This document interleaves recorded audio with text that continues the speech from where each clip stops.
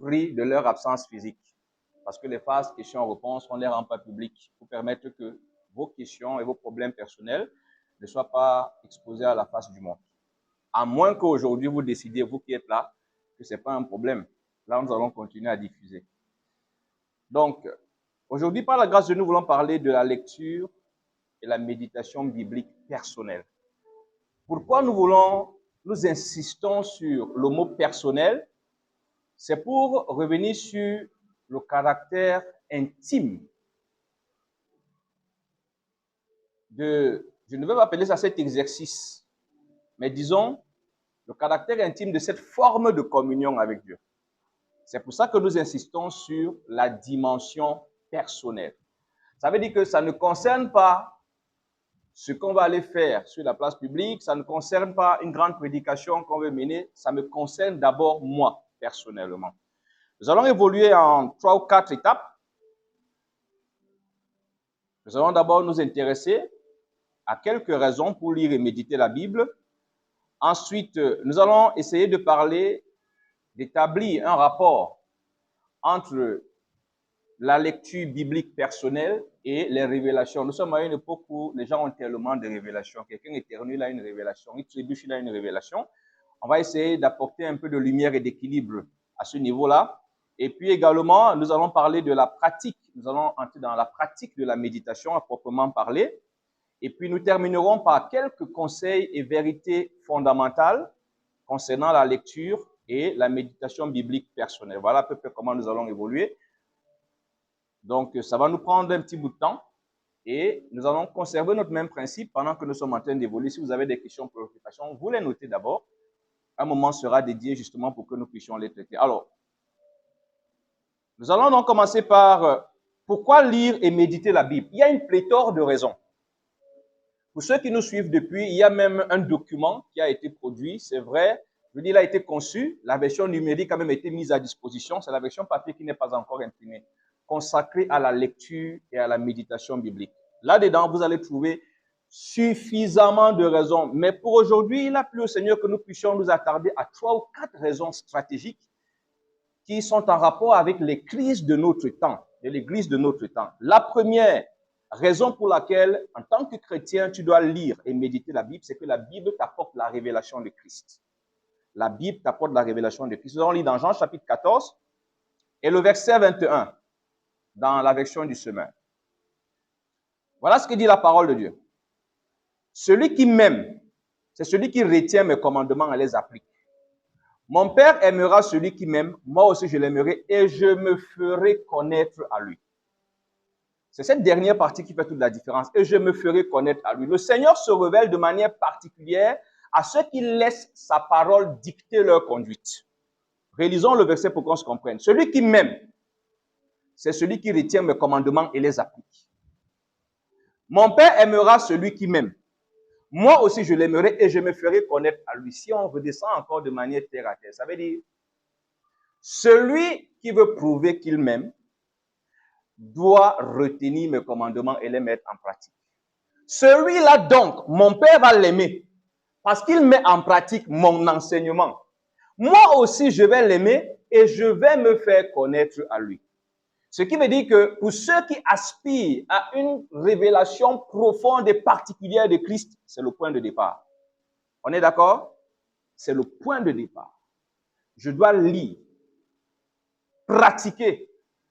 Cela va me permettre de connaître Christ de manière plus intime parce qu'en ce moment-là, c'est lui qui se révèle à moi. Vous allez constater qu'il y a des serviteurs de Dieu, disons même il y a même des chrétiens, ils n'ont pas forcément besoin d'avoir une étiquette. Quand ils vous parlent de Dieu, vous vous demandez où est-ce qu'ils puisent une telle connaissance.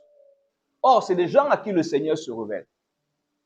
Le Seigneur leur permet de le connaître de manière plus profonde, au-delà, n'est-ce pas, des théories et des stéréotypes et des clichés que nous développons. Vous allez vous rendre compte que ces personnes, si vous partez étudier leur histoire, c'est des gens qui ont développé un principe simple que j'encourage souvent. Le peu que tu connais, pratique. Parce qu'on a une crise à cette époque-ci. Les gens sont tellement affamés de connaissances. Ils courent pour emmagasiner le maximum de choses. Il y a des gens qui ont des cahiers, 300, 400 pages. Il assiste à tous les séminaires, à toutes les conférences. tu prends sa propre vie. Tu ne trouves même pas le 10e là-dedans. C'est ce dont la Bible dit que, apprenant toujours, mais ne pouvant jamais parvenir à la connaissance. Parce que la véritable connaissance, la révélation de Christ, elle ne se trouve pas dans le fait que tu as l'appétit d'écouter à chaque fois de nouvelles choses. Elle se trouve dans ta détermination à exploiter ce que tu sais déjà. Ce que tu sais déjà, qu'est-ce que tu en as fait? Nous connaissons le principe de Dieu. C'est quand tu es fidèle dans petit, qu'il apporte beaucoup. Donc, ce que tu as déjà là, tu as fait preuve de fidélité. Maintenant, il voit. Si, avec le simple principe, supposons, ton premier contact avec la Bible, tu découvres que mentir n'est pas une bonne chose. Tu t'appliques. Tu n'es pas encore sur le prix des anges, sur l'atmosphère du ciel, sur le commandement des anges. Tu as encore à ce petit verset, s'il existe un petit verset que tu as compris, tu l'appliques. Tu vas te rendre compte que pendant que tu l'appliques, Dieu te donnera autre chose. Ma première méditation était dans le livre de Job. C'est une expérience que je ne peux pas oublier. J'aime souvent la compter. C'était une époque de ma vie où j'avais soif de Dieu. Je sentais qu'il me manquait quelque chose, mais je ne savais pas quoi. Je ne savais pas quoi, mais je sentais qu'il me manquait quelque chose. Et puis un jour, pendant que je discutais avec celui qui m'avait évangélisé à l'époque, il a évoqué le titre d'un livre. Rencontre dynamique et quotidienne avec Dieu, le feu professeur Zacharias Tanefomoun. Le titre du livre a créé un déclic. Je lui ai dit, excuse-moi, je te laisse un instant. J'avais trouvé ce que je cherchais. Et quelque chose s'est construit dans ma tête. Si le dimanche, on a culte ensemble, je peux avoir mon culte personnel avec Dieu. Généralement, qu'est-ce qu'il y a dans un culte? Il y a la louange, il y a la prédication, il y a les annonces, il y a les offrandes. Donc, je peux ramener mon culte personnel à un élément très simple. La louange, je la fais, j'ai mon chant de victoire. La prédication, je la remplace par la méditation. Et après, je vais prier, je vais rentrer. Alors, ce premier jour-là, je ramasse toutes mes choses, je m'en vais. J'avais un petit sac qui est encore là jusqu'à présent, je le garde comme un témoin. Je m'en vais. Et quand j'arrive, ce jour-là, le Seigneur me plonge dans le livre de Job. Ce que j'avais lu a agréablement perturbé toute ma semaine. Et ça a créé quelque chose, l'envie de revenir encore. Et voilà comment c'était parti. Donc, dans le peu que Dieu te donne, commence déjà avec. Tu vas te rendre compte que le Seigneur va venir apporter plus. Il va te permettre de comprendre les choses que parfois l'homme ne peut pas te faire comprendre. Des choses que parfois même tu cherches dans les livres, mais tu n'arrives pas à comprendre. Parce qu'il voit dans ton cœur une ferme détermination à aller chercher. J'aime bien, il y a ce chant-là. S'il nous voit vrais et sincères à chercher la sainteté, il écoute nos prières. La partie que s'il nous voit vrais et sincères, Dieu regarde, Dieu jauge notre détermination. Il voit que celui-ci a soif. Regardez l'histoire de Corneille. On aura peut-être l'occasion de revenir tout à l'heure. Corneille est un homme qui cherche Dieu. Mais il n'a pas la connaissance nécessaire. Il n'a pas tous les éléments. Le peu qu'il a, c'est ce qu'il fait. Il fait du bien aux gens. Tout le monde a lu l'histoire de Corneille, non? Sa famille. Il fait du bien aux gens. Son niveau de connaissance s'arrête là. Dieu voit son désir de le connaître, de le servir, et sa grande carence, sa grande crise de la bonne information. Dieu décide de mandater Pierre. Je vois là un élément important. Il veut me servir. Il ne sait pas comment s'y prendre. Va le voir. Dieu va dire à Corneille, appelle Pierre. Dieu va dire à Pierre, je m'apprête à t'envoyer dans un endroit qui est contraire à tes traditions et à ta culture. Voilà comment Pierre va arriver. Il va bien exposer la parole. Le Saint-Esprit va descendre.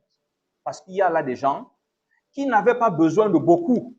Le peu qu'ils savaient, ils le faisaient de manière fidèle. Quelqu'un me comprend? Ils le faisaient de manière fidèle. Donc, le Seigneur se révèle de manière particulière à ceux qui laissent sa parole dicter leur conduite, ceux qui font fi de ce qui les arrange et embrassent les valeurs et principes du Seigneur. Donc, pas étonnant que dans les évangiles, nous voyons Jésus qui se révélait des choses profondes et particulières à ses disciples. Et c'est vrai. On va assister à une sorte, d'aucuns appelleraient ça discrimination dans les évangiles. Aux autres, Jésus parle en parabole. Quand il est avec ses disciples, il leur parle de manière profonde. Mais qu'est-ce qui caractérise les disciples par rapport aux autres? Quand vous observez bien, les disciples, ce sont ces personnes qui ont abandonné tout pour suivre le Seigneur.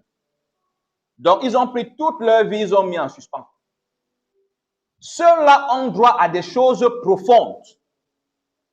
Parce qu'ils n'ont pas une autre vie que celle-là. C'est pour ça que j'aime souvent dire aux gens qui veulent faire 50-50. Un peu de Dieu, un peu de moi. C'est du gaspillage. Vraiment, c'est du gaspillage. Si tu veux vivre dans le péché et selon ta chair, vas-y à fond. Parce que tu ne peux pas être épanoui avec ce système. Ceux qui font 100% avec Dieu, vous allez vous rendre compte que chaque jour est une découverte. Chaque jour est passionnant. Quand vous vous levez le matin, vous avez ce sentiment qu'aujourd'hui encore, je vais vivre des choses exceptionnelles avec Dieu. Et chaque jour, vous découvrez une certaine dimension de Dieu que vous ne connaissiez pas hier. C'est ce qui vous motive à continuer. À un moment, on ne vous dit plus de faire certaines choses. Vous les faites parce que c'est devenu une passion.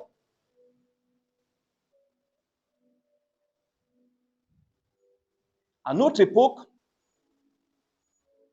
l'excitation ne se trouvait pas dans le fait qu'on a eu une grande révélation quand on méditait la Bible, simplement.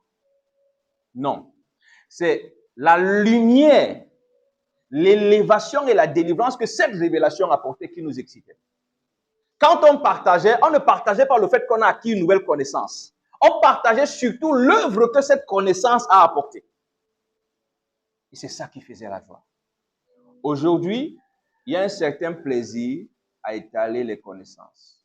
Il y a des chrétiens, le gars peut te réciter toute la Bible. Si tu dis simplement jeûne et prière, il peut te faire la synthèse de tous les enseignements qui existent. Mais dans sa propre vie, tu n'as pas trouvé ça. Et ce sont les mêmes qui aspirent aux choses profondes de Dieu. Le principe, Jésus nous l'a enseigné ici. Dans le Psaume 25, verset 14, c'est un verset que nous aimons beaucoup utiliser à l'Écoudis. Dans la version du semeur, l'Éternel confie ses desseins aux hommes qui le craignent. Il les instruit de son alliance. Les choses profondes de Dieu, c'est pour ceux dont le cœur ne bat que pour Dieu. Les choses superficielles, c'est ceux pour qui Dieu est un détail, un élément encombrant. Il y a des choses du dehors, à la portée de tout le monde, mais les choses profondes de Dieu. C'est ceux qui ont fait de Dieu leur vie, leur objectif. Quelqu'un me comprend? Toi-même, fais une expérience. Je ne connais pas la situation spirituelle de chacun. À un moment, quand tu vas t'évaluer, que tu vas te rendre compte que ta consécration n'est pas totale, bien qu'elle est limitée. Décide un peu de monter d'un cran. Et dis-moi, dans les mois qui vont suivre, si tu ne découvres pas une autre dimension de Dieu. Tu vas constater que tant que tu es au même niveau, depuis 1 ou 2 ans, tu vis les mêmes choses. Les mêmes choses. Mais tu vas te rendre compte que plus tu avances, c'est vrai, il y a un autre type de défi auquel tu vas faire face, mais tu vas aussi découvrir une autre dimension de la fidélité, de la présence, de la capacité et même de l'intimité avec Dieu. Amen. Donc, lis la Bible pour la pratiquer va te permettre, va t'apporter la révélation de Christ parce que Christ va se révéler à toi. Il ne se révélera pas à toi parce que tu la lis. Non. Tout à l'heure, dans les conseils généraux, j'anticipe, on va te dire que n'ouvre pas la Bible si tu n'as pas l'intention de subir. Je peux pas employer ce verbe. Si tu es quelqu'un qui aime être tranquille, qui n'aime pas être perturbé, qui n'aime pas être sous pression, qui n'aime pas être dans la contrainte, laisse la Bible tranquille. Parce que la Bible va te brutaliser. Quand tu ouvres la Bible, animé de la soif de connaître Dieu, il y aura un choc. Il y aura des perturbations. Elle va éclabousser ta façon de voir. Elle va perturber ta façon de voir des choses. Elle va déranger ton confort. Parce qu'il faut que ce qui était là, qui n'était pas normal, laisse place à ce qui est normal et confort. Donc, celui qui lit pour mettre en pratique, le Seigneur se révèle à lui. C'est aussi pour ça que dans l'église du Seigneur, nous pouvons avoir des gens qui ont un poste très élevé dans la communion, dans la communauté, autant pour moi. Mais quand vous les écoutez, il manque de consistance. Vous trouvez dans l'assemblée un non-aime. Mais quand il vous parle de Dieu, vous avez l'impression qu'il y a un moment où il vit avec vous sur terre et un moment où il part là-bas. De temps en temps, il vient seulement vous rendre visite. Parce que ce n'est pas une question de rang ou de position. Tout dépend de ce que Dieu représente pour toi, de la place que tu lui donnes, de la considération que tu lui donnes et de ce que tu as de plus précieux. Si ce que tu as de plus précieux, c'est d'être un homme, une femme épanouie, tu t'es même trompé en devenant chrétien. Je vais te le dire tout de suite. Je crois que pour ceux qui nous suivent le savent. Mais si ce que tu as de plus précieux, c'est que ta vie reflète Dieu, c'est que la parole de Dieu soit trouvée vraie quand on te regarde, c'est que ta vie incite les hommes à découvrir Dieu, crée chez les hommes l'envie de connaître ton Dieu, c'est que ta vie révèle aux hommes la capacité de Dieu et les rapproche de Dieu, tu vas constater que dans ta vie, les choses se passent différemment chez les autres. Amen. Donc, lire la Bible t'apporte la révélation de Christ, mais encore, la Bible t'apporte la plénitude de la présence de Dieu. Cette plénitude que nous cherchons dans les huiles, dans les rébabababababa, dans les grandes offrandes. Écoutons, nous sommes dans Jean chapitre 14, verset 23. Tout le monde y est? Nous avons évolué juste de 2 versets. Jésus lui répondit, si quelqu'un m'aime, il obéira à ma parole. Ça, c'est la première chose. Mon Père aussi l'aimera. Nous viendrons à lui et nous établirons notre demeure. Nous viendrons habiter. On n'est pas l'habitation de Dieu parce qu'on a reçu l'huile sur la tête. On est l'habitation de Dieu parce qu'on a reçu la parole et qu'on a adhéré à cette parole. Et ce qui est merveilleux, c'est que ce n'est pas un disciple qui parle, c'est le boss lui-même. Ce n'est pas un serviteur qui parle. C'est lui qui nous révèle le secret de la plénitude. Un jour, et j'aime souvent employer cette phrase chez les personnes que je reçois pour des besoins de prière, ainsi de suite. Et j'ai remarqué que les gens n'aiment pas souvent ce moment-là. Je leur explique généralement que il n'y a pas une école. De toutes les façons, moi, je n'en connais pas, je n'en ai pas fait. On va vous apprendre comment avoir la puissance pour chasser les démons. Quand je regarde même la Bible, cette école n'existe pas. Ce que je sais seulement, c'est que tant que vous vous accordez avec la parole de Dieu, Dieu habite en vous. Et tant que Dieu habite en vous, il vous rend capable de faire certaines choses simples. Et souvent, j'insiste là-dessus pour que ces personnes comprennent que prioritairement, elles ont besoin de se conformer à la parole. Elles ont besoin de la parole de Dieu. Elles ont besoin de communier avec Dieu dans la parole, prioritairement. Et je leur rappelle souvent, même vous, vous êtes capable de le faire, pourvu que vous suiviez. Qu'est-ce que Jésus a dit? Voici les miracles qui accompagneront ceux qui auront cru. Quand il dit, je vous ai donné le pouvoir, il n'a pas dit, chers évêques, chers docteurs, chers prophètes, et vous tous élevés en dignité dans l'église, je vous donne le pouvoir. Non, il s'adresse aux disciples. Je vous ai donné le pouvoir. Or, le disciple-là par rapport à Christ, c'est simplement, j'emploie un français simple, c'est s'aligner. Je m'aligne sur ce que Christ a dit. Je le suis. Un disciple n'a pas de pensée propre. Il y a une hypocrisie qui me choque avec nous, les chrétiens contemporains. Pour tous ceux qui ont fait des études, pour ceux qui ont fait, par exemple, philosophie, pour ceux qui ont même fait les arts martiaux, parce que j'en ai rencontré, nous connaissons dans ces concepts la notion de disciple. Mais c'est comme si c'est en Christ qu'on veut devenir trop sage. Pour ceux qui ont fait les arts martiaux, c'est un monde que j'ai le regret d'avoir côtoyé. Tu n'as rien à dire. Vous allez arriver aujourd'hui. La séance d'aujourd'hui, c'est puiser l'eau. C'est un peu comme dans l'armée. Bout de si tu veux. Ton maître sait que, en fait, dans le fait que tu puises l'eau, il construit quelque chose. Et tant que tu ne te soumets pas à la discipline, on ne te passe pas au prochain exercice. Exercice, on peut te faire puiser l'eau pendant une semaine, les autres centaines. Toi, ton travail, c'est puiser l'eau. Je n'ai pas des clubs où on fait des choses, un jar dans les bains. Pour ceux qui connaissent. Quand vous allez suivre un peu les grands maîtres à penser, les philosophes, ou alors les gens de l'art à cette époque, c'était le même principe. Parfois, le disciple vient habiter avec lui, pour être imprégné de son art et de son enseignement. Mais c'est quand on devient chrétien là. C'est-à-dire que même ça, tu n'arrives pas à faire le parallèle pour dire qu'en réalité, quand on est disciple, on cesse d'être. On se fond sur l'autre et on le suit. Donc revenons. Si quelqu'un m'aime, il obéira à ma parole. C'est le signe. Ce n'est pas l'offrande qui prouve que tu aimes le Seigneur. Amen. Ce ne sont pas tes jeûnes. Je t'assure, il y a les non-chrétiens qui sont experts en jeûne plus que les chrétiens. Encore, depuis qu'on a découvert les vertus thérapeutiques du jeûne, il y a des gens qui ont fait du jeûne un mode de vie, c'est un traitement. Donc, ne pense pas qu'avec ton jeûne, là, c'est un grand exercice de sanctification. Navré. On le sait, non? Le jeûne intermittent, c'est une thérapie. N'est-ce pas? Qui n'est pas au courant? Le jeûne intermittent est une thérapie. On vous explique, le jeûne détoxifie et tout, et tout, et tout. On en parle longuement. Donc, le jeûne n'est pas la preuve que tu aimes le Seigneur. Ça va même peut-être te surprendre. Le fait de ne pas boire l'alcool n'est pas la preuve que tu aimes le Seigneur. Hein? Il y a des inconvertis qui ne boivent pas.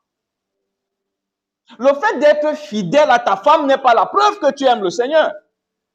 À moins que ta fidélité soit due au fait qu'il y a un verset biblique là qui a placé la barrière. Oui. Si ta fidélité est un choix par rapport à la Bible, oui. Mais si ta fidélité est que déjà, pour commencer, tu es d'abord un gars qui n'est pas très attirant, et la vie t'impose de te contenter de la seule femme qui t'a accepté dans ta mocheté, c'est parce que tu aimes le Seigneur. Si tu aimes le Seigneur, tu vas laisser sa parole devenir une loi et un principe. C'est simple. Pour faire simple, c'est voilà ce que mon voisin m'a fait.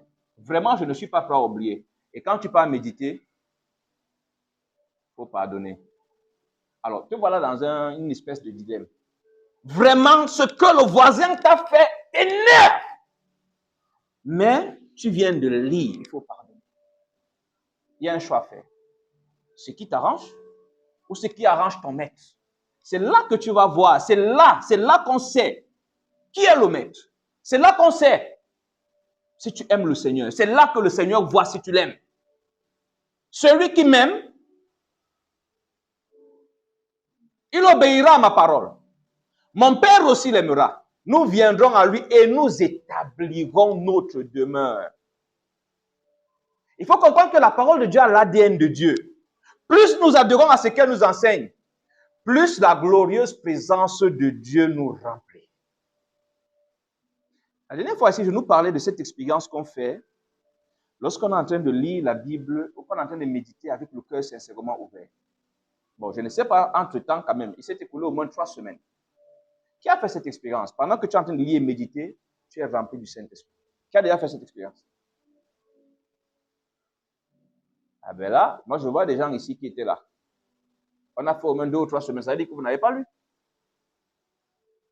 Et ce n'est pas censé être une expérience isolée. C'est vrai qu'elle ne va pas se faire chaque jour, mais elle est censée être quand même récurrente. Elle est censée être récurrente. Pourquoi? Qu'est-ce qui va créer ce phénomène? C'est le fait que ce que tu es en train de lire n'est pas juste une information. C'est une découverte que tu fais. C'est comme une rencontre. À la fois, c'est comme une puissance qui va venir dégager quelque chose qui bouchait un conduit. C'est tout ça qui se produit en toi qui fait que subitement, tu peux te retrouver en train de parler en langue.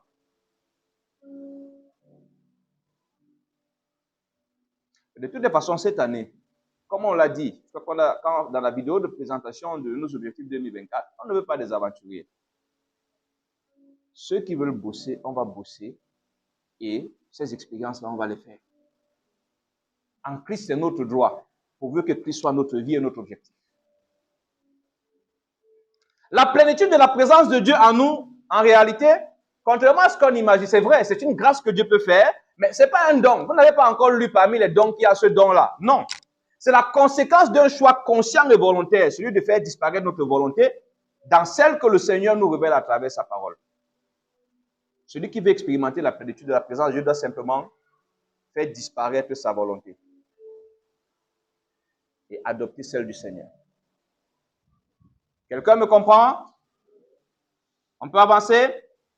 La troisième raison pour laquelle nous devons lire la Bible, nous devons communier avec Dieu. La dernière fois, je nous disais que c'est une expression que depuis un temps, je préfère souvent utiliser. Communier avec Dieu, rencontrer Dieu dans sa parole. La Bible manifeste la puissance de Dieu dans nos vies. Nous allons lire dans Hébreux chapitre 4, verset 12. Hébreux 4.12, je vais lire dans la version Parole de vie, édition 2017. La parole de Dieu est vivante. Elle est pleine de force. Elle coupe mieux qu'une épée qui coupe des deux côtés. La parole de Dieu entre en nous en profondeur.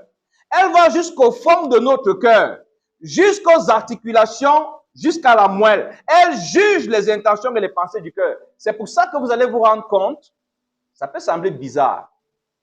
La lecture de la parole de Dieu peut déclencher, alors peut débusquer un démon enfui dans le corps de quelqu'un. C'est une expérience que j'ai faite. Il y a une dame qui avait des problèmes. Et pendant des jours, elle m'en parlait. Elle était enceinte, elle ne mangeait pas et elle vomissait. Elle avait l'habitude d'assister à certains enseignements. Et puis un jour, elle me dit, j'ai dit à mon mari qu'il m'amène là où tu es. Je vais venir là où tu es. Je lui ai dit à cette époque, mon programme était un peu très complexe. Je lui ai dit que, ok, en réalité, pour que je puisse te recevoir, il faut que ton mari t'amène très tôt le matin. Un matin, donc, il devait être peut-être 6 heures. Ils prennent la voiture, ils arrivent. Quand ils arrivent, ils me signalent, on est là. J'arrive, je la regarde, je lui dis que, mais toi, on me dit que tu ne manges pas et tu vomis quoi? Quand tu ne manges rien. Et elle était faible, puisqu'elle ne pouvait pas se déplacer. À l'instant, le Saint-Esprit m'inspire de lui dire de prendre la Bible et lire. Et justement, elle prend la Bible, elle commence à lire. Subitement, la femme qui n'arrivait pas à bouger commence à courir dans toute la concession du lieu de culte. Son mari est mort, regarde. Il dit que mais ce n'est pas la femme qui n'a pas la force. Ce qui sommeillait en elle s'est réveillé. Et voilà comment la science de délivrance a commencé. Attention, je ne vous ai pas dit que pour tous les cas de possession, je vais faire lire la Bible. Attention. C'est pour ça que j'ai bien précisé, ce que le Saint-Esprit m'a inspiré à l'instant, c'était ça. Surtout lorsque la personne va la lire avec le cœur disposé. Revenons ici. Elle pénètre en profondeur. Pendant que tu es en train de lire, cette vérité va entrer, elle va braquer son phare sur quelque chose d'obscur, de laid qui sommeille en toi. Et ce quelque chose va opérer comme le rat qu'on a enfumé. C'est aussi pour ça que certaines personnes qui ont des problèmes de possession démoniaque ne s'en sortent pas avec la lecture. Il ne faut même pas rêver. Ils ne s'en sortent pas avec la lecture biblique profonde. Généralement, quand ils commencent, soit ils vont dormir, soit à un moment de la lecture, ils étouffent. Quand il arrête, il va bien. Quand il se met à lire, il étouffe. Il a des phénomènes bizarres. C'est pour ça que Satan a intérêt à ce que les hommes ne s'intéressent pas à elle. Et qu'il essaye de travailler pour la changer autant qu'il peut.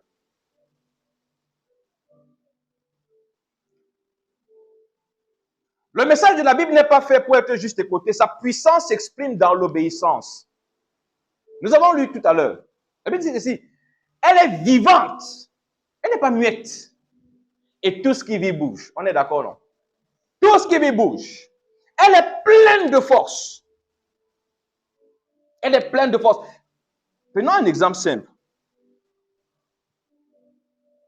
Qui a déjà expérimenté la motivation ou alors la restauration à travers un verset biblique? C'est-à-dire, à un moment, tu étais abattu, tu étais confus.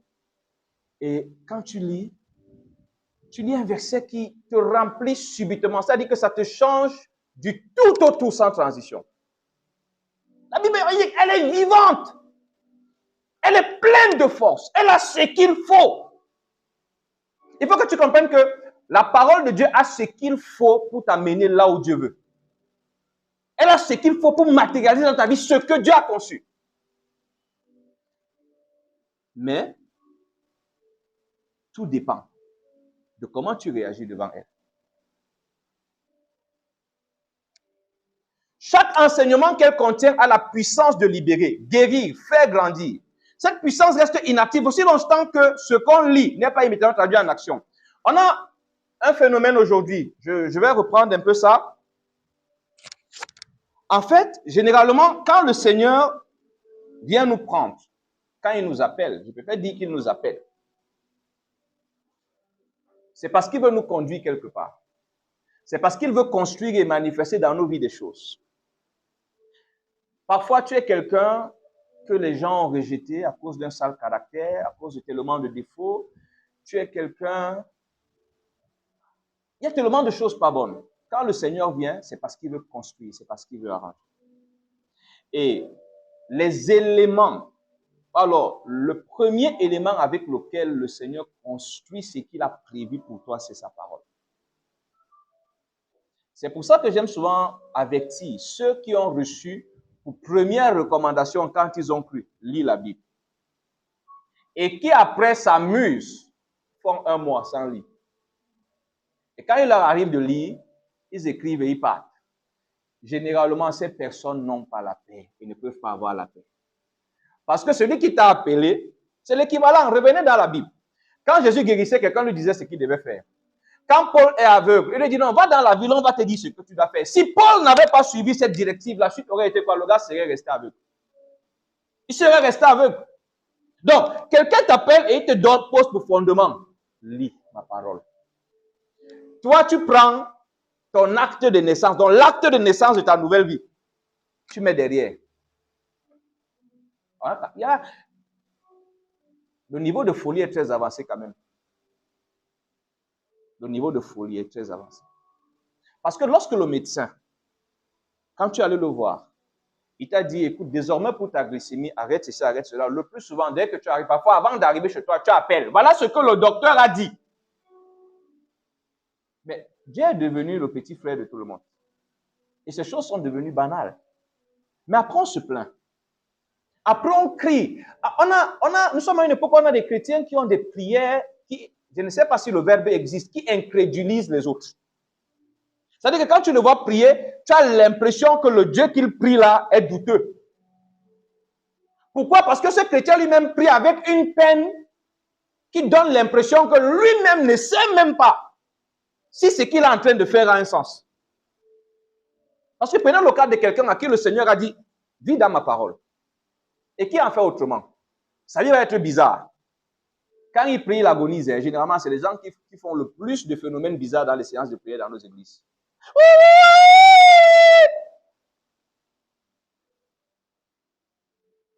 Tu veux que le nouveau converti qui est arrivé là ait quelle impression?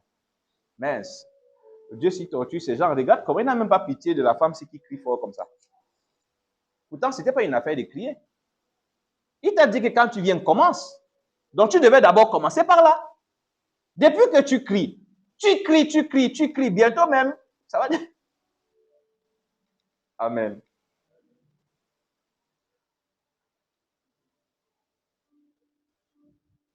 Je ne sais pas si tu comprends.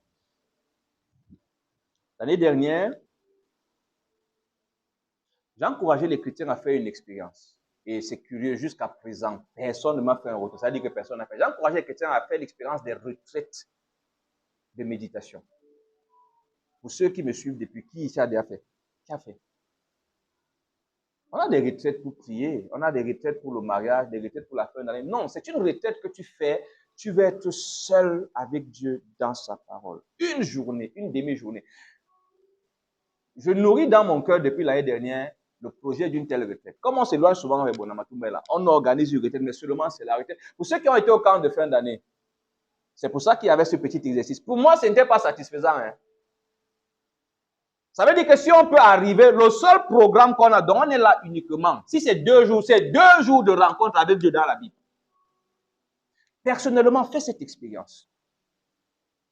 Je ne veux pas te dire, quand tu vas la faire, on ne te dira plus d'aller. On ne va pas te dire. Tu seras comme le gars qui a découvert le bon chocolat blanc pour la première fois. Vois-le quand il entre dans une grande surface. Ses yeux vont droit vers le rayon chocolat. Avant, on lui avait dit que le chocolat blanc fait du bien. Dans la bouche, pour ceux qui nous ont suivis le matin à la radio. Dans la bouche, ça fait du bien. Mais il a fait l'expérience, il a constaté que le chocolat blanc, effectivement, est bon. Désormais, quand il part, il est motivé par le souvenir de la saveur. C'est ce qui va se passer. Il y a des choses que je préfère, et c'est pour ça qu'à l'Écodis, à un moment, il y a même des rencontres qu'on organise.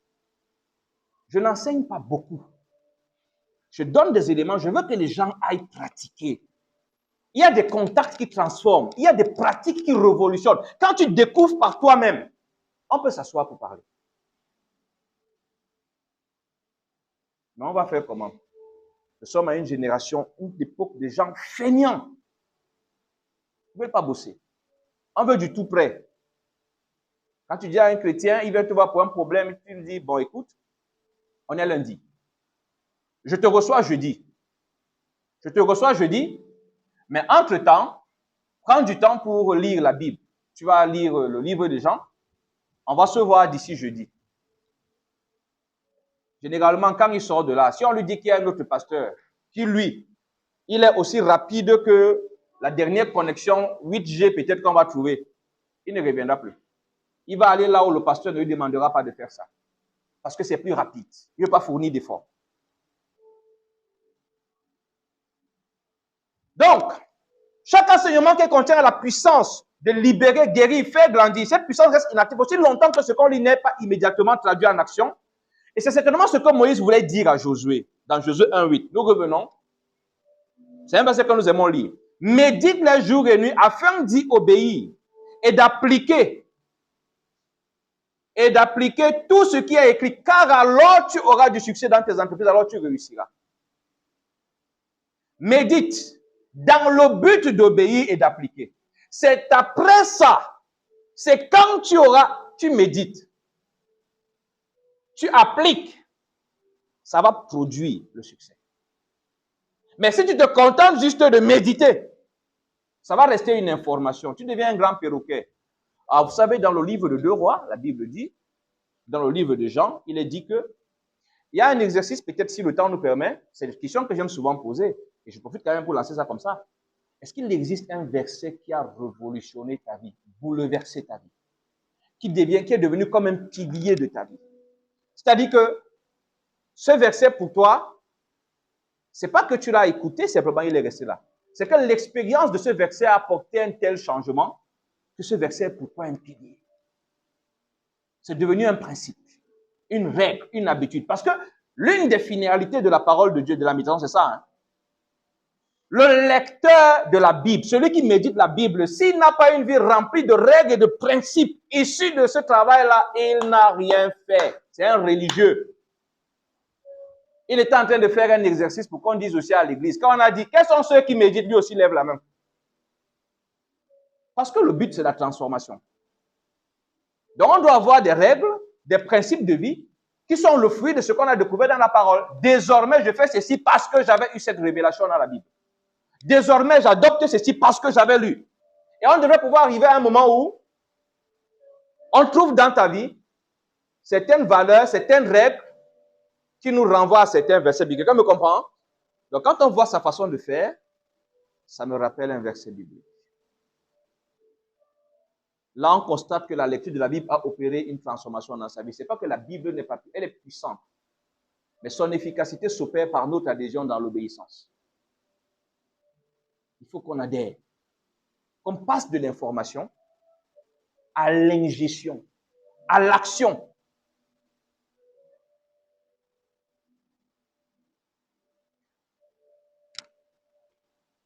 La puissance de Dieu qui opère et libère dans nos vies ce dont nous avons besoin pour grandir, prospérer, être délivré, guérir, se trouve dans la parole de Dieu contenue dans la Bible. Tant qu'on se contente de lire, pour ceux qui s'en donnent quand même déjà la peine, ce qu'on lit n'est qu'une information que notre cerveau stocke, sans autre incidence sur notre façon d'être ou sur la qualité de notre vie, tant qu'on se contente de lire. L'enseignement de la Bible est fait pour être pratiqué. La pratique libère la puissance qui à son tour manifeste dans notre vie et à notre égard des dispositions de Dieu. C'est ce que je disais tout à l'heure. La pratique de la parole de ce que j'ai lu libère dans ma vie la puissance qui va manifester. Je vais prendre un exemple très clair. Je vais prendre l'un des problèmes qu'on trouve dans l'église contemporaine. Tu as cette fille-là que personne ne veut épouser, malgré tous les atouts que tu as. Tu as un bon travail, et je lis même ça sur la toile, certaines posent un problème. Je ne comprends pas, j'ai tout ce qu'il faut, mais je n'arrive pas à trouver un homme. Et tu as cru au Seigneur. Et tu commences à lire. Tu constates que, quand tu lis la Bible, par exemple, un jour, dans ta rencontre avec dans la parole, il te parle de la bouche. Ta bouche qui parle sans discernement. Tu t'examines, parce que tu ne lis pas la Bible comme un livre d'histoire. Tu te rends compte que c'est vrai. Tu adhères. Quelque chose vient de... Ensuite, tu continues à lire. On te parle de la bonté. Tu regardes, tu te rends compte que de nature, tu es quelqu'un d'indifférent et d'insensible. Et puis tu adhères. Et subitement, tu constates, je te garantis, tu constateras que il y a quelqu'un qui commence à te regarder qui ne te regardait pas avant. Ce n'est pas à cause du parfum. Ce n'est pas à cause du parfum. Quelque chose a changé. La Bible est venue construire en toi cette personne qui était absente. Elle est venue détruire cette ombre, cette noirceur, cette puanteur, cette laideur qui te rendait désagréable. Parfois, les gens n'ont pas le courage de te dire ça en face. Le monde te dit que non, écoute, tu as un sale caractère, tu es trop orgueilleux, tu es prétentieux, tu es ceci. Et la Bible a commencé à casser, on découvre une personne. Tu constates que les gens commencent à te faire confiance. Ton père à la maison te fait subitement confiance. Et puis les gens ont envie de te confier leurs problèmes. Et tu te demandes ce qui s'est passé. La parole a libéré dans ta vie la puissance nécessaire pour manifester ce que Dieu a prévu pour toi. C'est ce que Dieu a prévu qui se manifeste. Mais le problème, c'est que ce chemin, on ne le veut pas. On veut le chemin de viens. Reçois la grâce d'être la femme d'un grand ministre dans ce pays. Amen. Ouh. Dieu peut le faire. Il est souverain. Il utilise des moyens qu'il veut. Mais ce n'est pas l'imposition de main, par exemple, qui m'a fait cesser de bagarre avec mon grand frère. J'étais un petit frère qui provoquait beaucoup. Je n'acceptais pas que mon grand frère soit mon grand frère. Ce n'est pas l'imposition de main qui m'a fait braver la barrière de la rupture entre mes deux parents. Ce n'est pas l'imposition des mains. Ce n'est pas l'imposition des mains qui m'a fait arrêter les arts martiaux. Ce n'est pas l'imposition des mains. Ce n'est pas l'imposition des mains qui a fait que jusqu'à présent, ça fait plus de 20 ans. Il n'y a aucune goutte d'alcool dans mon corps. Aucune. Ce n'est pas l'imposition des mains. Ce n'est pas l'huile d'onction. C'est cette rencontre choc. Ce n'est pas l'imposition des mains qui a fait que jusqu'avant que je me marie, je ne mettais pas de culotte. Je descends jusque-là. On ne voyait pas mes pieds. Ça va vous sembler banal. Je vais vous raconter ce qui s'était passé. Un jour, je lis la Bible. Je ne vous demande pas d'appliquer machinalement. Chacun a son parcours avec Dieu. Et je tombe sur ce verset où, pendant que Pierre était là, il était nu, Jésus arrivait, qu'est-ce qu'il a fait? Il a plongé dans l'eau. Chez moi, là, ça a donné autre chose ce jour-là. Et voilà comment, même quand il faisait chaud, j'avais le pantalon. Je couvrais tout. Ça change quand je me marie, quand ma femme dit, non, je veux voir tes pieds. Et c'est aussi la Bible qui dit ça. Ça, c'est un autre problème. Il y a vraiment des problèmes bizarres qu'on a. Je disais à un jeune qui veut se marier, est-ce que tu sais que ta liberté va finir bientôt? Il dit, comment ça? Non, écoute. En réalité, ta femme va dire comment tu dois te coiffer. Il faut faire attention. Elle va dire comment tu dois t'habiller. Et aussi grand serviteur de Dieu que tu sois, Dieu est de son côté. Il y a un autre qui disait l'autre jour, est-ce que tu sais qu'un jour, tu peux être dans tes 3 heures de longue prière là, pendant que tu t'agites, tu entends le Seigneur qui te dit, fils, faites le bruit. Va d'abord voir ta femme. Parce que par exemple, trop zélé comme tu es, tu as oublié que la Bible te dit que tu dois t'accorder avec ta femme pour aller faire 3 heures de prière. Mais comme Dieu, lui, n'oublie pas ce qu'il a enseigné. Petit zélé, arrête. Sors. Va là-bas. Donc, je ne dis pas que les impositions des mains soient une mauvaise chose. Non, j'en pratique. Ce que je veux nous faire comprendre, c'est que nous avons premièrement besoin d'expérimenter la puissance de Dieu contenue dans sa parole. C'est la base. Tous les pasteurs qui vous imposent les mains de manière authentique, au début, tous ont commencé par ce que nous sommes en train de dire. Cette puissance qu'ils déploient dans vos vies, elle a été construite à mesure qu'ils grandissaient dans la relation avec Dieu à travers la parole de Dieu. Sauf s'il y en a qui sont allés là, on leur a remis des bagues et tout, mais je parle de ceux qui expriment une puissance authentique. Il n'y a pas une école. Comment faire pour devenir puissant? Non. Amen. Notre attitude à l'égard de la parole de Dieu contenue dans la Bible est pour beaucoup dans la qualité de vie que nous menons. Nous allons avancer assez rapidement. Je crois que j'ai dit tout à l'heure qu'il y a un document. Je ne sais pas comment on fera. Je sais quand même que la version numérique, elle est disponible. On l'avait distribuée pour ceux qui étaient dans le précédent forum de l'école des disciples. Nous verrons par la suite.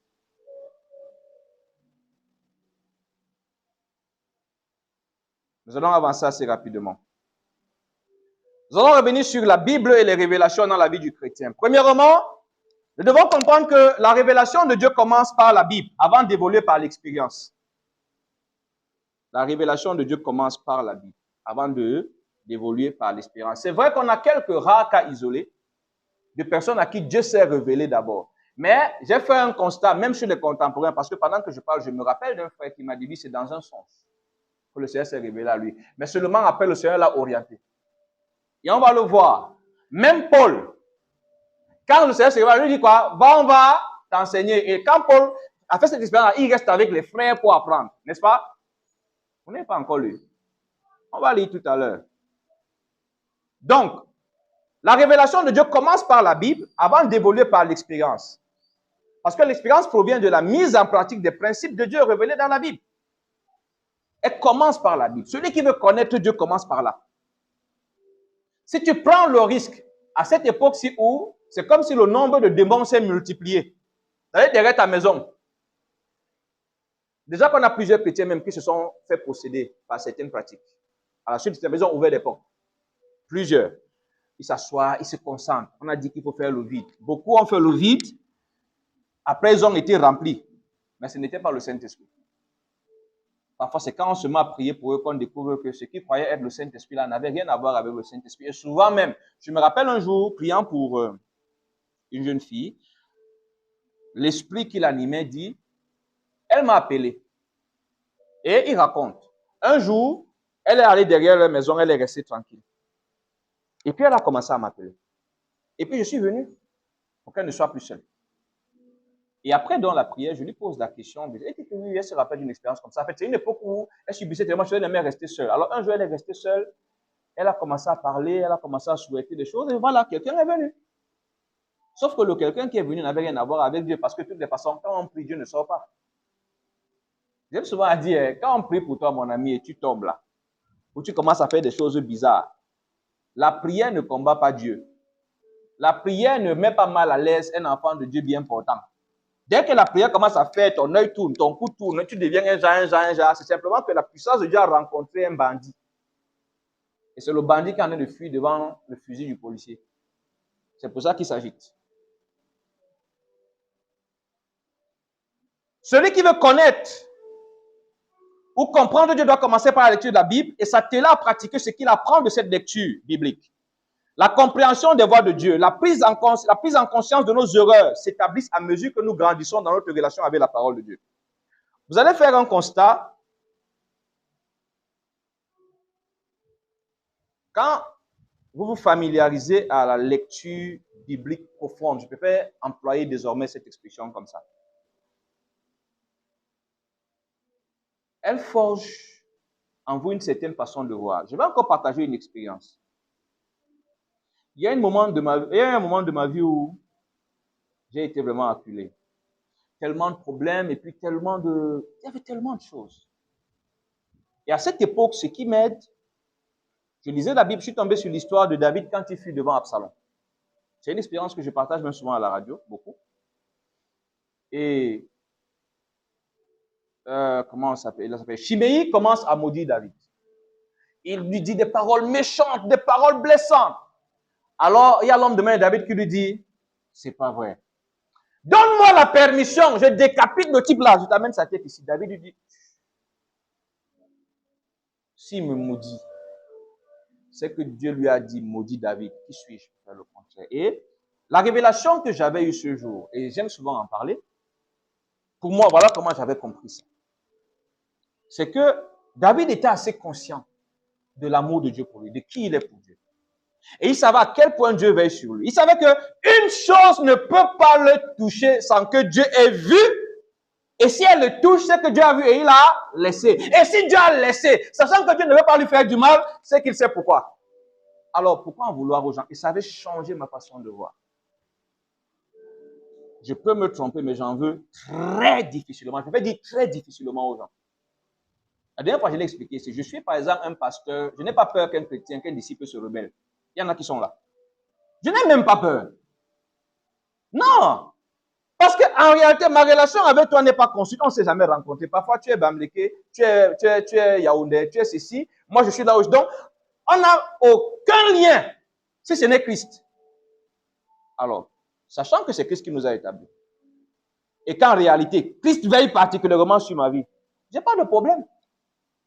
Manque-moi de respect, non? Est-ce que j'ai un problème? Je vais te maudire pourquoi. C'est une activité que je trouve bizarre. Un pasteur se lève et maudit les gens. Pourquoi?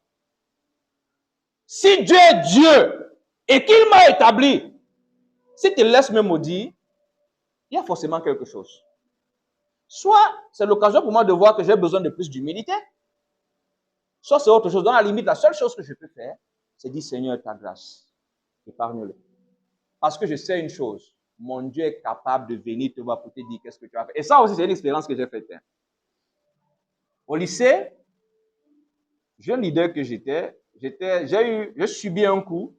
Des frères, j'étais très jeune, très petit. Et Dieu avait béni le travail qu'on avait fait. On était influents dans la zone de Bassa. Un frère de frère aujourd'hui avait un problème particulier, voulait absolument prendre ma place. Et des coups bas, il en multipliait. Un jour, je suis en train de prier. Et pendant que je prie, non, je dormais plutôt. Et pendant que je dors, je fais un rêve où quelqu'un est venu me conter une histoire. Il avait de belles voitures de collection. Et dans le rêve, on est venu lui voler une voiture. Et il me demandait qu'est-ce qu'il doit faire. Je sors du rêve. Le soir, j'avais mon rendez-vous avec Dieu. Quand je pars prier, j'ai une vision. Je vois quelqu'un, manifestement un enfant bien habillé. En fait, il y avait une certaine pureté. C'était un genre qui marchait sur une route. Et puis je vois un géant noir laid sortir de brousse, prendre cet enfant, entrer en brousse. Et je me rappelle du songe. Je ressens dans mon esprit qu'il y a quelqu'un, un disciple, qui est en train de subir quelque chose. Ça fait à peine quelques jours. Parmi les premières âmes que j'avais gagnées, c'était au début de mon ministère. Nous sommes là, je crois, en 99. Début 1998. On est en 99 ou alors en 2000. Elle commence à se comporter un genre bizarre. Elle dit, il croit que c'est seulement par lui que Dieu peut passer et tout. Il faut préciser, elle a cru quand j'ai prêché. À l'époque, nous, on n'avait pas le droit de baptiser. Donc, j'ai mis son nom. On l'a baptisée. Elle a été baptisée du Saint-Esprit sous mon ministère. Et c'est moi qui étais en train de lui enseigner les rudiments de la foi. Il croit que c'est seulement à lui que Dieu peut parler. Quand les frères, je leur dis, oh, première chose. Là, je venais de lire l'histoire de Josué, à qui Dieu avait promis de l'affermir sur le peuple d'Israël. Donc, quand elle commence, je dis aux frères, j'ai lu ça. Je veux voir si effectivement c'est Dieu qui m'a établi sur ces personnes et sur elles. Ne la conseillez pas. Ne la blâmez pas. Ne faites rien. Je précise qu'en cette année-là, peut-être j'ai maximum 4 ans de foi. Et puis le temps passe, mais c'est vrai, ça faisait mal. Ça faisait mal. Les choses que vous faites subir à vos dirigeants, vous ne connaissez pas. Hein. Le seul problème, c'est que pour ceux qui sont mariés, ils pleurent à côté de leurs femmes. Pour ceux qui sont célibataires, ils pleurent dans la présence de Dieu. Mais vous n'avez pas idée. Un jour, jusqu'à l'époque, je suis encore chez mon père. Elle m'a même renvoyé, à l'époque déjà, j'avais déjà posé le fondement du cahier de méditation. Elle m'a renvoyé tous ces cahiers spirituels. Elle l'a envoyé par quelqu'un. Allez lui remettre ça. Et j'avais pris, il y avait un tiroir, j'avais un meuble, un bureau que mon père m'avait prêté à la maison, au salon. J'ai mis ça là-dedans, j'ai fermé. Un jour, je suis assis, elle cogne. C'est qui? Elle donne son prénom, elle entre. Quand elle arrive, elle s'assoit. Première chose qu'elle fait, elle essuie la table. Pourquoi il y a trop de poussière ici? Et je ressens dans mon esprit que Dieu a fait quelque chose. Après, je la regarde. Elle dit, en fait, et c'est l'une de mes filles qui est très directe. Elle dit directe. Si elle a volé, eh bien, elle te dit qu'elle a volé, un peu par le temps. Elle me dit, ah, c'est pourquoi je suis là. En fait, j'étais prié. J'ai entendu une voix qui m'a dit, pourquoi tu déranges mon serviteur? Va ranger! Vous n'avez pas idée de la joie. Et jusqu'aujourd'hui, il y a une passion que j'ai. Ça peut ressembler à la folie. Les choses qui ont l'air trop faciles, j'aime pas. La preuve, la communauté que je dirige, un jour, il y avait l'histoire de la nourriture des dirigeants. Après, j'ai suspendu ça. C'est trop facile. Je veux que tu sois convaincu que tu dois apporter à manger aux dirigeants. Oui, c'est mieux. Quand c'est comme ça, je sens que c'est Dieu qui est derrière. Mais si c'est que je dois mettre sur pied un système, ça m'allait trop. C'est bizarre. C'est bizarre. Donc, il y a des systèmes de pensée et des positions que tu adoptes à la suite des rencontres que tu as faites avec Dieu dans la parole. Alors, imagine le nombre de fois où tu esquives l'occasion pour Dieu. Tu vis des crises dans ta famille, tu vis des crises dans ton entreprise, tu vis des crises dans ceci, et Dieu a prévu de la ressource pour que tu saches comment te comporter. Mais toi, tu n'ouvres jamais la Bible. Tu ouvres la Bible le dimanche. Les crises continuent, et toi, tu pars jeûner, prier, prendre autorité sur des démons qui n'existent pas. Parce que je nous rappelle que d'après la vision que j'ai eue, le monsieur noir, c'est une présence maléfique. Je ne vous ai pas dit que j'ai demandé aux frères d'organiser une grande retraite de prière pour chasser le démon. Non. Dieu venait de me faire comprendre quelque chose. Et parfois, Dieu accomplit sa parole par des épreuves. Il fallait ça pour que je constate. Des années plus tard, il y a eu un problème encore. Ce problème a encore éloigné cette fille de moi. On a bourré sa tête de choses. Un jour, sur mon Messenger, je reçois un message. D'abord, à l'époque, comme j'étais jeune, il n'y avait pas de papa, il n'y avait pas de pasteur, on m'appelait pas mon prénom. C'est d'abord papa qui me tourne. Je dis, ah, depuis quand? Après, il m'écrit. On s'était perdu de vue, je ne sais pas combien, 10 ans ou 8 ans. Des moments comme ça sont rares. Mais quand, en tant que leader, vous vivez des moments comme ça, vous n'avez pas idée de la motivation que ça apporte. Parce que c'est comme si nous on vit plus de peine. Plus de peine. Elle dit, le Seigneur, si je peux me rappeler, je vais paraphraser, m'a permis de comprendre que tu es mon Père. On m'a dit des choses. Et j'ai cru. Et elle ajoute, et j'ai parlé aussi. Je n'ai pas te dire avec qui j'ai parlé. Mais je sais, comme je suis venu te voir, je vais demander aux personnes de faire la même chose. Je n'aurais pas dû, je te demande pardon. Quand j'aurai le temps, je vais venir te voir. Je profite pour vous conter la suite de cette histoire. Je ne sais pas qui ici est dans une relation bizarre avec son dirigeant. À peine quelques mois, sa sœur était à Douala, elle avait des problèmes d'accouchement. Elle me contacte. Je vais couper court. Dieu intervient dans la vie de sa sœur. Un temps, elle-même, elle arrive à Douala. Je ne connais pas. Elle fait qu'insister, je vais arriver pour que tu pries pour moi. Et quand elle arrive, j'ai même failli ne pas la recevoir parce que c'était après une émission. J'étais très fatigué. Je vais me coucher. J'entends le Seigneur insister, reçois-la. Et puis je la reçois. C'est l'une des séances de prière les plus courtes en matière de problèmes de délivrance et tout le reste. Et puis j'oublie. Quelque temps après, c'était une amie de ma femme à l'époque. Elle dit à ma femme que, est-ce que tu sais que je ne couchais plus depuis? Après, depuis la séance là, je suis enceinte. S'il y a des dirigeants ici qui comprennent ce que ça fait, ça te courage, ça te motive, ça t'amène à te dire, Seigneur, donne-moi la force de rester moi cantonné dans le peu que je connais là-haut et rester fidèle.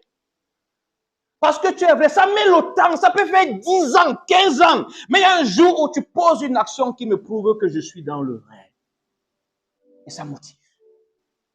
Je vous assure, la marche avec Dieu. On va commencer ce cours le 21 prochain. Mieux que je vous dise d'entrée de jeu pour ceux qui vont s'inscrire.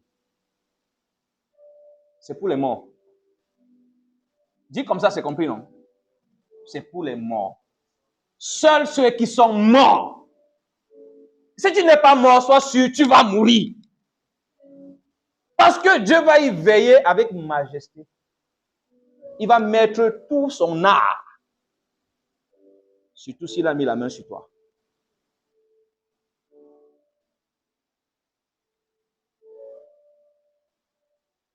Donc, tu as besoin, pour comprendre parfois comment Dieu fonctionne, tu as besoin de cette rencontre avec Dieu dans la parole. Et il y a des situations, il y a des principes et des valeurs que tu peux désormais adopter simplement à cause d'une révélation que tu as eue pendant ton moment de méditation. Souvent, nos vies deviennent des casse-têtes parce qu'on ne passe pas assez de temps avec Dieu dans la parole. Pour qu'il puisse oxygéner, pour qu'il puisse corriger notre façon de voir. Le plus souvent, plusieurs des problèmes que nous avons sont simplement un problème de perception et de positionnement. Quelqu'un me comprend?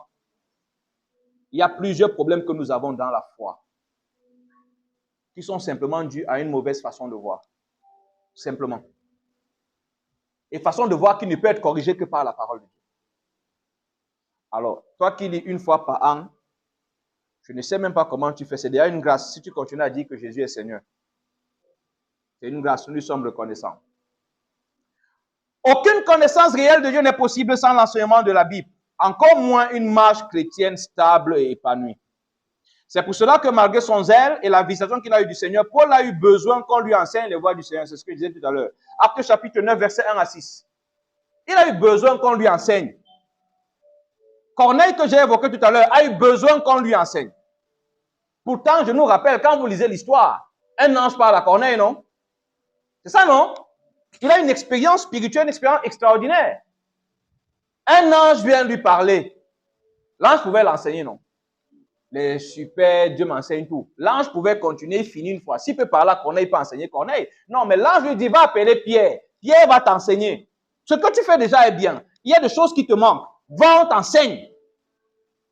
Donc, celui qui, au nom de la révélation, devient non enseignable, a choisi le chemin de la perdition. Il faut savoir faire la part des choses. Dieu n'est pas fou et Dieu n'est pas désordonné. Le désordre arrive quand on ne comprend pas certaines choses et quand on ne les intègre pas. Nous allons essayer d'avancer assez rapidement. Nous rentrons dans le vif du sujet. La méditation biblique proprement dite.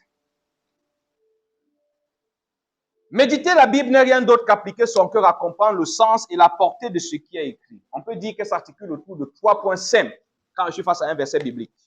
1. De quoi il est question dans ce passage? En réalité, pour répondre à cette question, vous pouvez avoir besoin, pour ceux qui sont un peu plus éveillés, d'utiliser les sous-titres.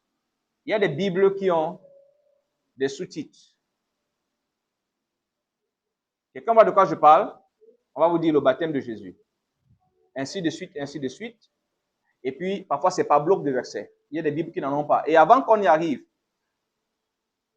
tout le monde ne peut pas commencer la lecture de la Bible avec n'importe quelle Bible. C'est pour ça que la notion d'encadreur spirituel personnel frères et disciples est importante. Pourquoi? Parce que votre encadreur spirituel personnel, quand il cause avec vous, il connaît à peu près votre niveau de compréhension et il sait vers quel type de Bible vous orientez. C'est pour ça que vous avez le français courant, qui est par exemple différent de Darby, pour ceux qui ont lu, différent de Osterwald, par exemple. En fait, c'est pour ça qu'il y a toutes ces versions qui sont différentes. Et vous allez vous rendre compte que le niveau, par exemple, intellectuel, qu'on le veut ou pas, il compte. On aura l'occasion d'arriver là-dessus tout à l'heure. On aura l'occasion d'arriver là-dessus. Donc, de quoi il est question dans ce passage? Ça, c'est l'une des choses que je veux savoir. Je veux souligner. Ça va renvoyer au contexte. Ce contexte, vous pouvez le trouver, comme je l'ai dit, tout juste à l'entrée de là, tout comme vous-même pouvez le comprendre. C'est l'une des choses qui prouve que vous êtes déjà quand même en communion avec ce verset. Je peux dire par exemple qu'ici, il s'agit du jugement de Jésus, peut-être par le tribunal. Moi-même, je peux créer ça comme ça. Parce que c'est ce que je constate. C'est ce que je lis. Je me rends compte que c'est de ça qu'il s'agit. Si je ne suis pas déjà capable de dire de quoi il s'agit, la suite va être un peu compliquée. C'est vrai que cette partie, j'aime beaucoup l'aborder avec les encadreurs spirituels pour pouvoir faire le suivi des âmes dans ce domaine-là. Mais on va essayer d'avancer quand même. Donc, de quoi il est question dans ce passage? La deuxième question importante qu'il faut se poser, quel enseignement dois-je en tirer?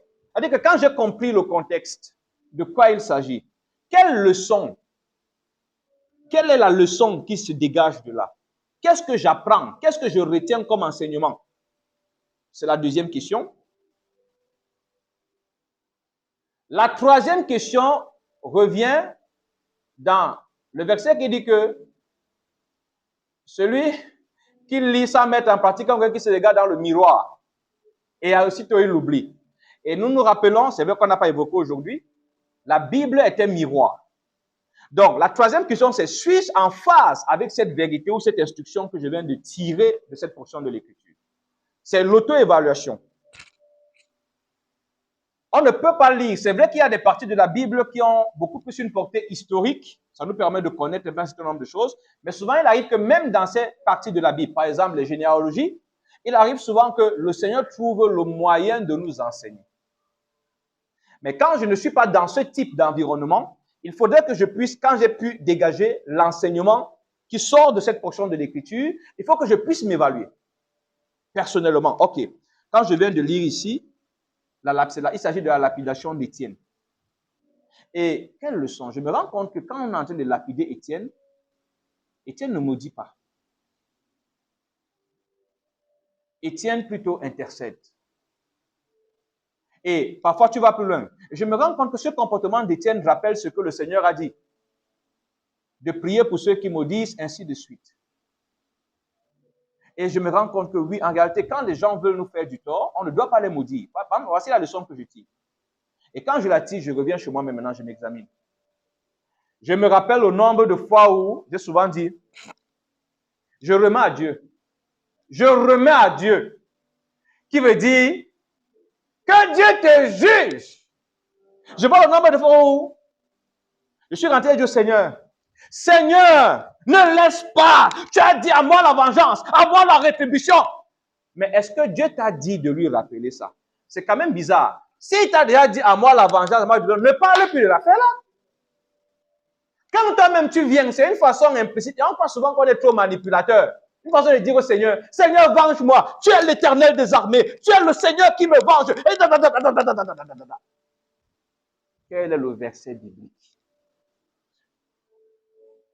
Il y a une chose que tu vas découvrir. La lecture de la Bible te permet d'avoir une vie de prière efficace.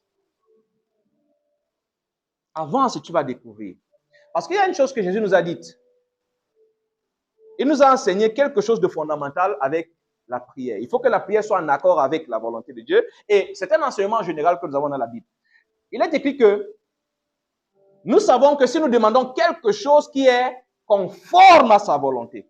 Or, comment je vais demander une chose conforme quand cette volonté, je ne la connais pas? Quand je connais ce qui est normal aux yeux de Dieu, ma prière est en accord. Je prie conformément. Et il m'a garanti que ce que je demande qui est en accord, il exauce. Mais celui qui ne lit pas, celui qui n'étudie pas la volonté de Dieu sera comment? C'est là qu'on trouve les champions qui envoient le feu pour tuer les gens. Et ils font ça sur 3 heures de temps. Quand Jésus a blâmé Pierre pour avoir coupé l'oreille, on en est arrivé même, il y a même les machettes pour décapiter.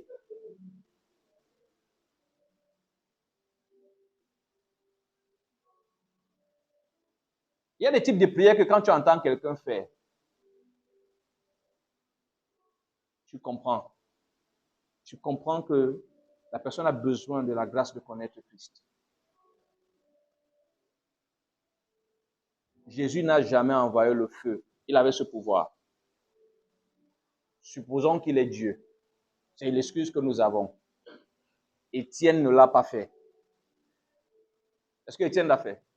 Il ne l'a pas fait. Maintenant, à la limite, je peux être défié par une telle expérience. Je commence à dire au Seigneur, je ne sais pas ce que Étienne avait compris. Je ne sais pas quel cœur il avait. Papa, moi là-haut, hey, si tu n'interviens pas, moi je ne peux pas faire ce que Étienne a fait. Donc je viens te prier, donne-moi le cœur là. Mon cœur monte souvent trop vite. Vous riez, pour ceux qui me connaissent, c'est comme ça que je prie. J'étais en train de prier avec les gens hier. C'est pour ça qu'il y a un type de prière que je ne peux pas faire avec tout. Il y a des séances de prière, j'appelle ça les gens qui prient avec Dieu à cœur ouvert. Je prie avec, comme un enfant. Il n'y a pas question d'être élégant ou beau là-dedans. Comme un enfant. Seigneur, tu connais mon cœur. Puis, quand je vois Étienne, maintenant je descends plus bas. Regarde, quand tu as un petit pouvoir, comment tu réagis quand tu as un petit pouvoir? Le pouvoir est donné à manger à tes petits frères. Quand ils te manquent de respect, ok, toi tu vas manger plutôt à 15 heures. C'est une forme de vengeance. Hein? Tu utilises le pouvoir que tu as pour réparer une injustice que tu as subie. Maintenant, monte plus loin. Tu es le pasteur. Parce que le chrétien a fait quelque chose, tu décides qu'aujourd'hui, dans la programmation des chantres, il ne va pas chanter. C'est le même comportement. Mon frère, c'est peut-être aussi pour ça que Dieu limite le niveau d'onction. Si tu lui donnes le pouvoir il te dit, ce que tu dis s'accomplit. Hey, hey, hey, hey. C'est fini, la terre sera décimée. Pour un homme qui n'a pas un cœur converti, c'est là que tu comprends que les Étienne là, Les gars ont pris la bonne dose. Ils étaient convertis. Comment? Ce n'est pas une mort douce, hein? C'est de la lapidation. Donc, une pierre tape comme ça, là. Une pierre tape comme ça, là. Et tout ce qu'il trouve à dire, c'est intercéder. Il ne dit pas au nom de Jésus. Il a dit ça. Bon, peut-être que j'ai la mauvaise version. Il a dit ça. Il ne dit pas Seigneur, Seigneur, tu laisses.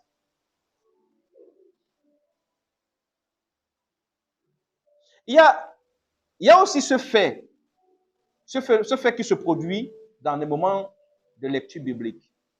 Et on va voir ça dans les conseils. Souvent, les moments de lecture biblique provoquent des challenges. Il y a des choses que tu lis qui te challengent, qui te donnent un objectif, une aspiration. Comme je viens de prendre le cas de Tienne. Si ta vie de lecture biblique ne t'a pas souvent exposé à des challenges, les choses ne se passent pas normalement. Il y a une anomalie quelque part. Ça fait partie du processus.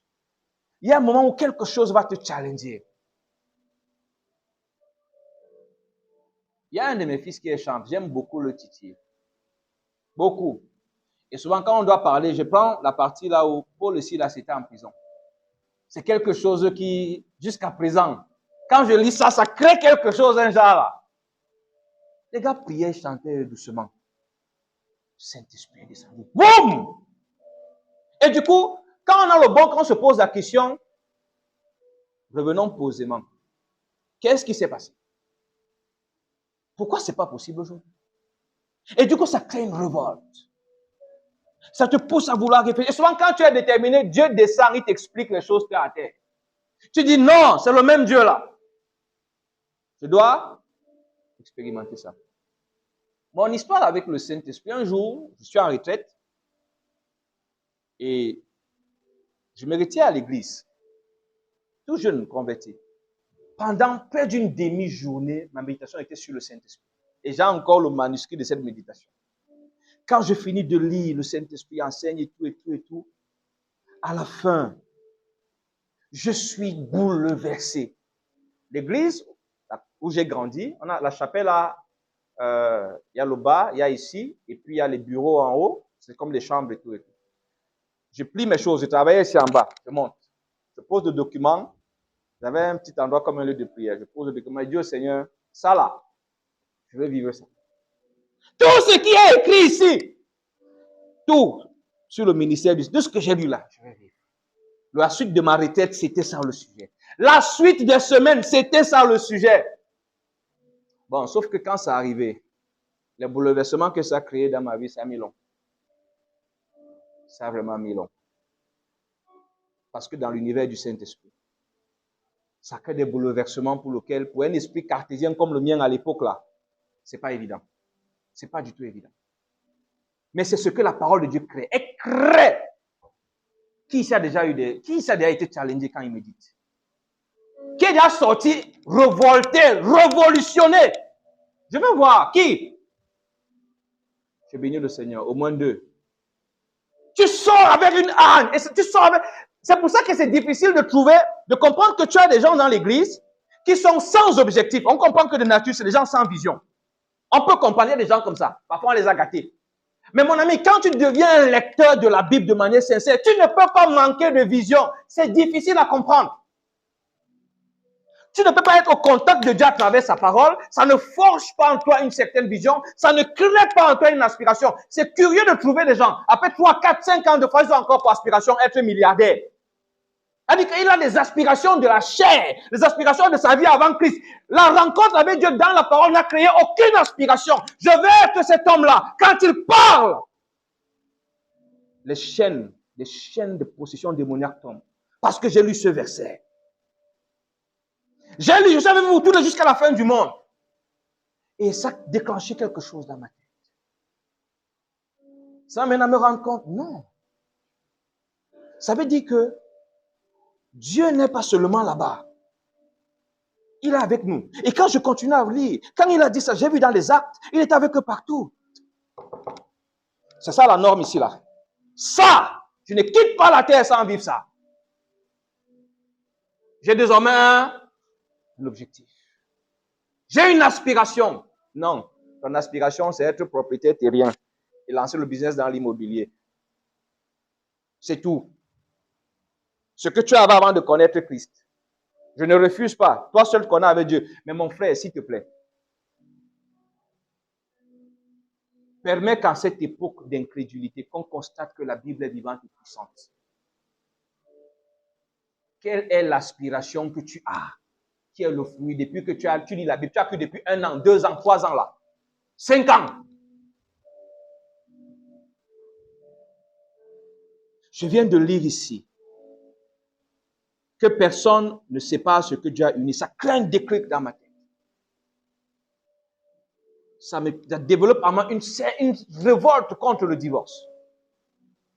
Ça continue, ça dégage tellement que me voilà engagé dans jamais pas de divorce dans ma vie. Et me voilà engagé plus tard dans un ministère pour tout faire pour consolider le couple.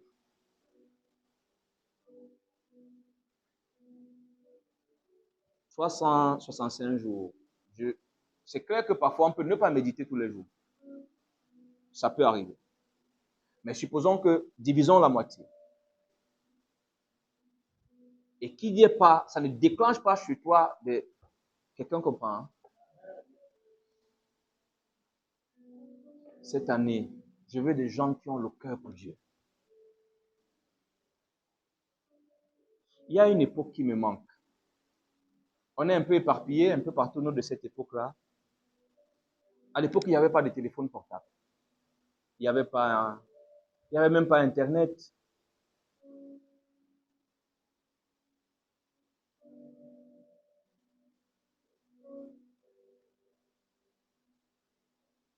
Mais je sais que c'est possible. Parce que Dieu, lui, n'a pas bougé d'un iota. Toutes ces choses sont arrivées, elles sont venues nous distraire, elles sont venues nous alourdir, mais si Dieu n'a pas bougé, je vais utiliser cette image. Nous pouvons le retrouver là où il est. Nous pouvons. Il faut décider. Et qui est cette aspiration? Amen.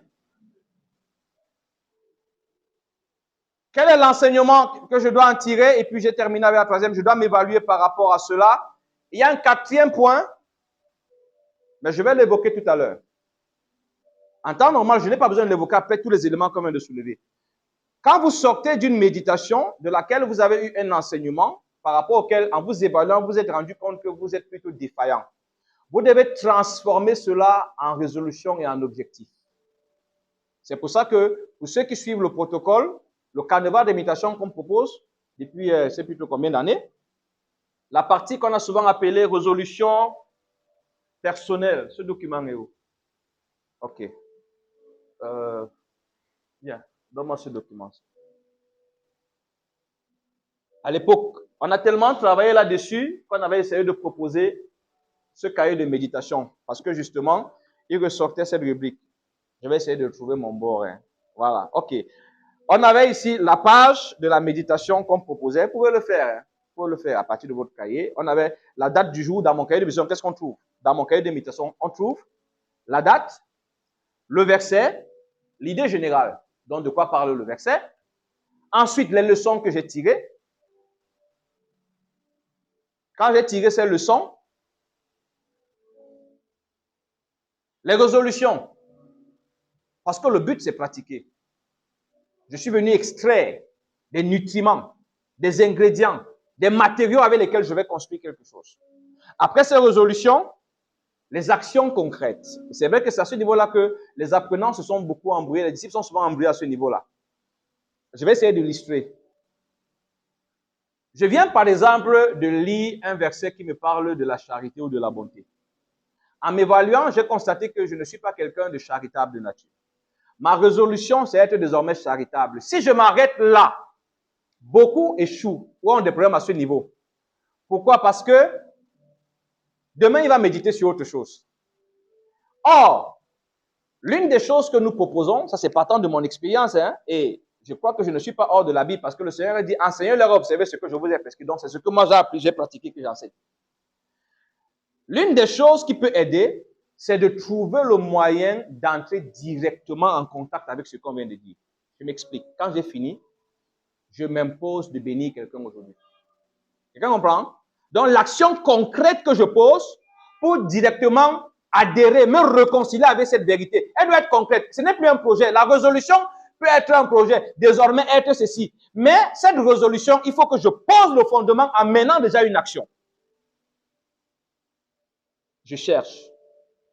Qu'est-ce que je peux faire de manière concrète pour être en phase avec ce que je viens de découvrir et que je vais désormais adopter? Parce que parfois, quand tu dis je vais, le je vais là devient long. Un jour, c'est quand ta vie bloque un peu, tu reviens lire tes cahiers spirituels, que tu constates que voilà un point sur lequel je suis défaillant depuis. C'est pour ça qu'il faut se dire qu'est-ce que je dois faire? Parce qu'il faut rapidement que ça entre déjà dans mes habitudes. C'est un peu comme quand on était petit, on nous disait que dans la bagarre, la règle est très simple. Si tu veux t'en sortir, tu fais quoi? Tu donnes le premier coup. Il y a des choses qu'on faisait avant. Au lieu de transporter et bien faire ça, tu as un problème, tu es égoïste. Tu vas découvrir que tu es égoïste. Tu commences encore à faire les longs projets. Résolution, ne plus être égoïste. Après, tu pries. Seigneur Jésus, je te dis merci. Je prie que tu me donnes la grâce de ne plus être égoïste et tu pars. Les gens comme ça restent spirituellement pauvres. Non! Ce sont les fous qui s'en sortent, des gars, des bons, si tu peux appeler ça les bons drogués.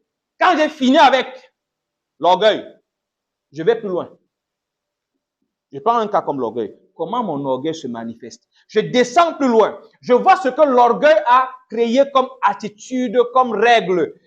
Quand j'ai fini tout ça, je vais forcément trouver un truc que je peux casser. Par exemple, si je constate que j'avais l'orgueil du vêtement, l'affaire est facile. On va prier. Hein? Ceux qui ont l'habitude de m'écouter enseigner, l'affaire est facile, non? Bon, je vais voir qui écoute souvent. Qui va nous dire ce que je dois faire en ce moment-là? Si je constate que j'avais l'orgueil du vêtement, comment je règle l'affaire? Approche, tu parles fort. Il y a des gens qui sont en train de nous suivre, ça peut les édifier. Bonsoir.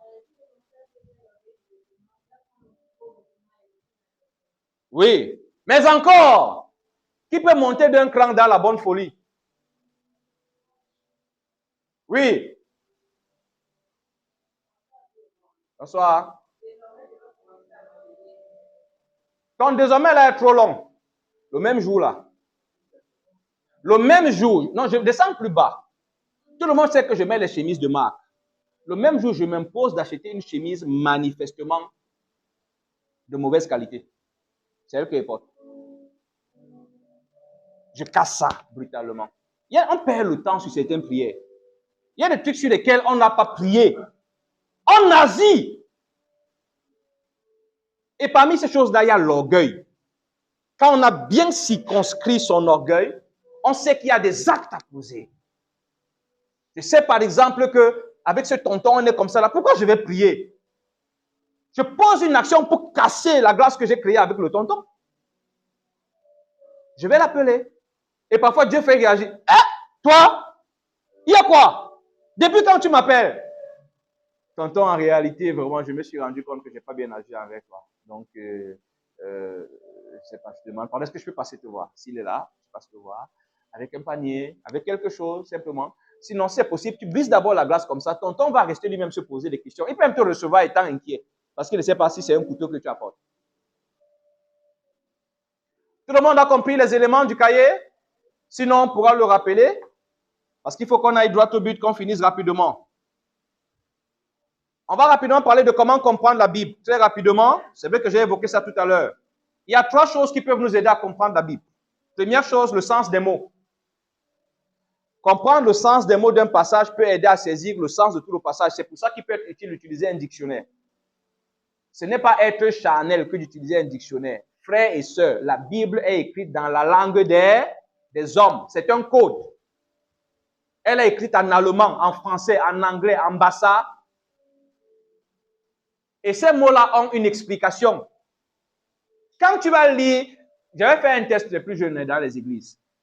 Le mot animosité et impudicité, ça a créé des ravages dans les églises terribles. Je ne sais pas si ça a changé aujourd'hui, parce que parfois quand on m'invite dans une église, j'aime prendre ça comme exercice. Tu demandes aux chrétiens, animosité veut dire quoi? Il ne fait que lire les œuvres de la chair là depuis. Dans la version Louis II, on parle d'animosité. Ah, il ne sait pas ce que c'est. Et comme un perroquet, ce que tu ne comprends pas, tu ne peux pas pratiquer. Les gens tombaient toujours, toujours. L'animosité, l'impudicité, ainsi de suite. Il ne sait pas ce que c'est qu'impudicité. Pour plusieurs, impudicité veut dire faut pas avoir honte. Je suis le seul que la caméra va, donc on va pas te voir. On va pas te voir. De manière générale, impudicité veut dire dans nos églises. Simplement fornication, adultère, c'est le péché sexuel, point. Mais honnêtement, est-ce que impudicité veut seulement dire ça? Ça va plus que ça. Donc vous comprenez que comprendre le sens des mots vous permet. C'est pour ça qu'il peut être utile à un moment d'utiliser par exemple, comme je le disais, des versions simplifiées. Des versions où le français est plus facile pour ceux qui utilisent le français. Pour le moment, moi je ne peux parler que du français, c'est le français qu'on utilise ici. Je ne sais pas si en allemand et en anglais, il y a anglais simplifié. Bon, oui, c'est vrai. Je ne sais pas si en allemand, il y a un allemand simplifié, mais je préfère au niveau du français. Il y a un français simplifié. Darby, c'est lourd pour certains. Pour d'autres, Darby est important. C'est-à-dire qu'ils s'en sortent mieux avec Darby. Louis II, chez certains, ça a encore une certaine différence. Louis II a plusieurs éditions. Français courant commence à être accessible pour tout le monde. Semeur, pareil. Parole de vie. Il y a beaucoup de versions. À vous donc maintenant d'évaluer quand vous lisez. Vous voyez que ici, parfois même c'est un test quand vous allez dans une bibliothèque. Prenez la peine de lire. Vous voyez un peu que quand je lis, je comprends. D'accord? Donc, les éléments qui aident à comprendre, il y a le sens des mots, je l'ai déjà dit. Il y a le contexte, je l'ai évoqué tout à l'heure. Et puis, il y a les versions simplifiées. Je pense que je vais d'abord m'arrêter là. Et puis, on va prendre les questions et les préoccupations. Attendez. Oui, je crois. On va s'arrêter là d'abord. On va prendre les questions et les préoccupations. On peut s'arrêter là d'abord, non? Voilà. Pour ceux qui nous écoutent, attends d'abord, pour ceux qui nous écoutent en direct, la difficulté que nous avons, nous ne pouvons pas traiter les questions et les préoccupations de ceux qui sont présents, les mettre en ligne, s'ils le veulent. Mais il y a des questions qui sont un peu personnelles. C'est pour ça que nous encourageons les uns et les autres à assister aux séances en présentiel. Ça nous permet, parce que cette phase permet vraiment, je vais dire, d'édifier de manière individuelle. Chacun reçoit la portion qui est spécifique à son besoin. Donc, nous allons arrêter le partage avec vous à ce niveau-là. Avec les autres, nous allons continuer pour la phase des questions-réponses. Et peut-être par la grâce de Dieu, on aura un forum où on va échanger. Voilà. Donc, soyez bénis. S'il y a des questions ou des préoccupations, vous savez comment vous pouvez faire pour les poser. Merci. À bientôt.